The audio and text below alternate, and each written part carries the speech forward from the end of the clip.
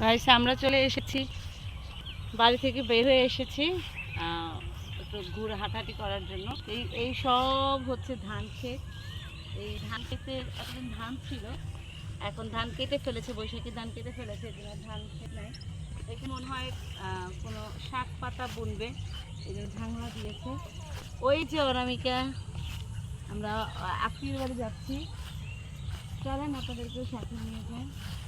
গ্রামে আসলে একা মেঠো পথ, ওই যে সূর্যটাও দেখো, ওই যে ডুবুট করতে, এই আঁকা মেঠো পথ, এই পাখির পালক, এই ধান ক্ষেত, এগুলি আসলে ভালো লাগে, এত ভালো লাগে একদম পুরো শহরের থেকে আলাদা একটা পরিবেশে।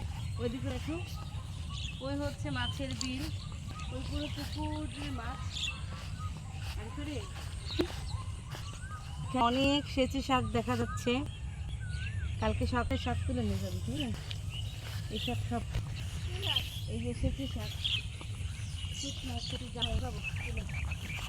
শহরের বাড়িতে আমরা এগুলো কিনে খাই। এক কথা হচ্ছে টাকা দিয়ে কিনে তাও পাই না। এখানে রাস্তাঘাটে, পথে ঘাটে, এখানে কোথাও আছে কত ধরনের শাক আছে।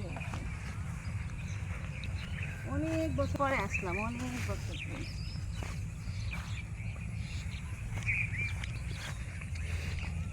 এই জন্য চলে এসেছি। এটা হচ্ছে আমার ভাগ্নির বাড়ি, এই যে অপার ভাগ্নি।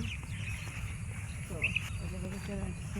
ওইটা হচ্ছে আরেকটা বাড়ি। এদের এলাকায় হচ্ছে, এদের ব্যাপারটা হচ্ছে বাড়ি অনেক দূরে দূরে।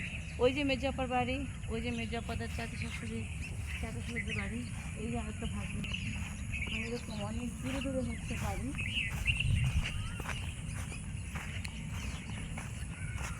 লোক সংখ্যা খুবই কম, এত বিশাল জায়গা লোক নাই।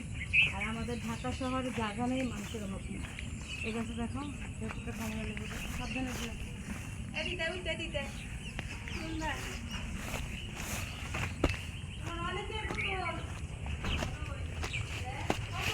আবার করিস না।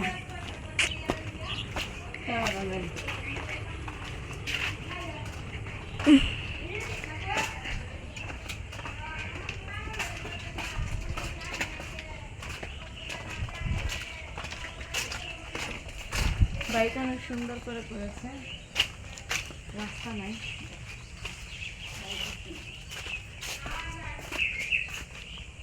এই ওদের গাছটা কোন দিতে হবে?